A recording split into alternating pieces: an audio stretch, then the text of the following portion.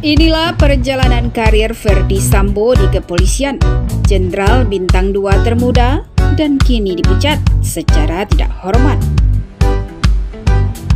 Komisi Kode Etik Polri atau KKEP resmi menjatuhkan sanksi pemberhentian tidak dengan hormat kepada Irjen Ferdy Sambo.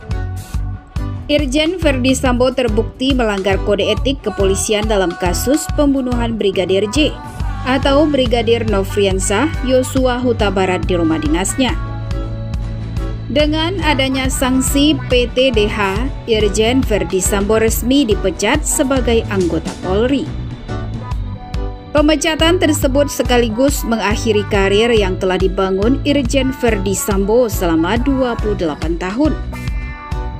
Selama berkarir di Korps Bayangkara, Ferdy Sambo dikenal sebagai sosok perwira dengan karir cemerlang. Ferdy Sambo merupakan lulusan Akademi Kepolisian atau Akpol tahun 1994 dan berpengalaman dalam bidang reserse. Selepas dari Akpol, pria kelahiran Baru, Sulawesi Selatan pada 9 Februari 1973 mengawali karirnya sebagai perwira pertama atau PAMA di Lem Diklat Polri pada 1994. Selanjutnya pada 2010, dia menjabat sebagai Kepala Satuan Reserse Kriminal atau Kasat Reskrim Polres Jakarta Barat. Dikutip dari Kompas.com, karirnya terus menanjak hingga tahun 2012. Ia menjadi Kapolres Purbalingga. Setahun setelahnya, dia menjabat sebagai Kapolres Brebes. Tahun 2015, Ferdy Sambo menjabat sebagai Wakil Direktur Reserse Kriminal Umum atau Wadireskrimum Polda Metro Jaya.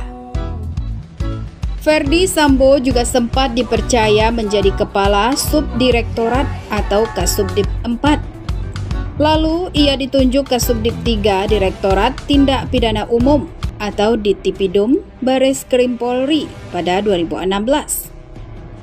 Pada 2019, Ferdy Sambo menjadi Dirtipidum Bareskrim Polri hingga akhirnya dipromosikan menjadi Kadif Propam Polri tahun 2020. Dengan jabatan barunya sebagai Kadif Propam, maka pangkat Ferdy Sambo yang semula Brigjen naik satu tingkat menjadi Irjen. Ia menyandang pangkat Jenderal Bintang 2 pada usia 48 tahun. Hal ini menjadikan Ferdy Sambo sebagai sosok Jenderal Bintang 2 termuda dan melampaui senior-seniornya soal kepangkatan. Saat menjadi Kadif Propam, Ferdy Sambo menjadi perwira yang ikut mengantarkan makalah Listio Sigit Prabowo ke DPR RI. Saat itu Listio Sigit menjalani fit and proper test sebagai calon Kapolri di Komisi 3 DPR RI pada 19 Januari 2019. Selain Ferdy Sambo, ada dua perwira lainnya yang ikut mengantarkan makalah tersebut, yaitu Irjen Pol Wahyu Widada dan Irjen Pol Niko Afinta. Hampir 3 dekade berkiprah sebagai anggota kepolisian, Ferdy Sambo pernah terlibat dalam pengungkapan sederet kasus besar. Misalnya bom Sarinah Tamrin pada tahun 2016, kasus kopi mengandung sianida 2016, surat palsu tersangka Joko Chandra 2018, hingga kebakaran di gedung Kejaksaan Agung RI 2020. Sayangnya karir cemerlang sang jenderal tercoreng akibat kasus pembunuhan sang ajudan di rumah dinasnya pada 8 Juli 2022. Kasus pembunuhan yang melibatkan suami Putri Chandrawati itu seketika meruntuhkan perjalanan karir moncernya. Apalagi di kemudian hari, Ferdy Sambo adalah sosok yang memberi perintah penembakan. Ia juga dalang dari skenario yang seolah-olah telah terjadi baku tembak antara Brigadir J dengan Baradae di rumah dinasnya. Per 18 Juli 2022, ia dinonaktifkan dari jabatan sebagai Kadif Propam Polri. Ferdy Sambo juga dicopot dari jabatan Kepala Satgas Khusus atau Kasat Gasus Polri.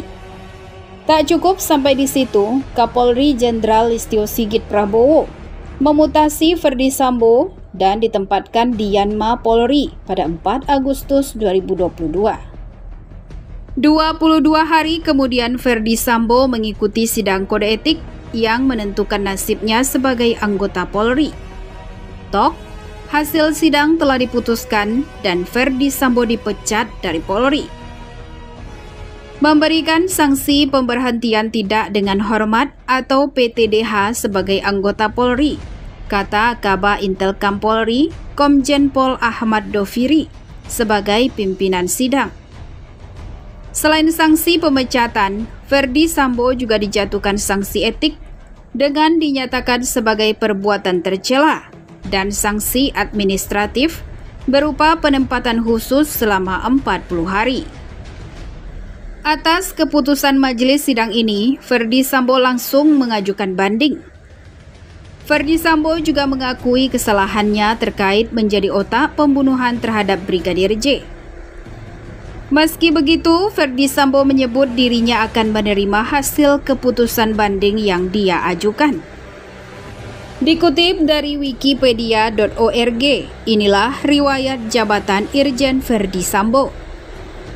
Pama Lemdiklat Polri 1994, Pamapta C Polres Metro Jakarta Timur 1995, Katim Tekap Polres Metro Jakarta Timur 1995, Kanit Res Intel Polsek Metro Pasar Rebo Polres Metro Jakarta Timur 1997, Kanit Resintel Polsek Metro Cakung Polres Metro Jakarta Timur 1997, Wakapolsek Metro Matraman Polres Metro Jakarta Timur 1999, Wakasat Reskrim Polres Metro Jakarta Timur 2001, Kasat Reskrim Polres Bogor Polda Jabar 2003, Kanit 4 Satops 1 Dit Reskrim Polda Jabar 2004, Kasubag Reskrim Polwil Bogor 2005, Wakapolres Sumedang, Polda Jabar 2007,